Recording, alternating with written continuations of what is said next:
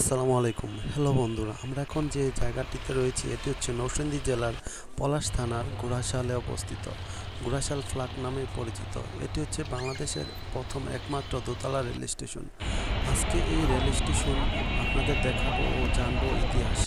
Rail station দেখানোর আগে আপনাদের একটু গোড়াশাল শীতলক্ষ্যা নদীর উপর তিনটি দৃষ্টিনন্দন ব্রিজ রয়েছে, এগুলো একটু ঘুরে দেখাই।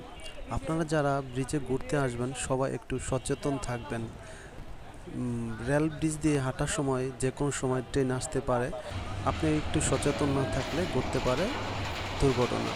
এই রেল স্টেশনটি 1914 সালে গোড়াশাল রেল স্টেশন নামে নির্মিত হয় এবং সে সময় গোড়াশালের তৎকালীন জমিদার হাজী মোহাম্মদ আবু সাইদ ওরফে সাজনা মিয়া জমিদারি থাকার পাশাপাশি ব্রিটিশ সরকারের মনোনীত একজন ম্যাজিস্ট্রেট ছিলেন। গোড়াশালে দুইটি রেল স্টেশন রয়েছে, একটির নাম গোড়াশাল রেল স্টেশন, অপরটির নাম গোড়াশাল ফ্ল্যাগ রেল স্টেশন।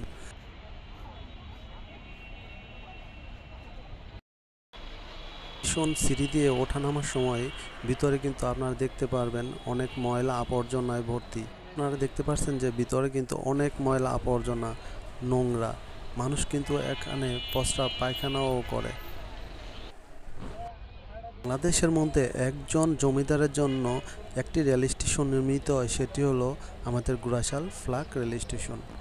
যদি ভিডিওটি আপনাদের কাছে ভালো লেগে থাকে অবশ্যই লাইক কমেন্ট ও শেয়ার করবেন, যাতে বাংলাদেশের সর্বস্তরের মানুষ দেখতে পায় গোড়াশালের সৌন্দর্য।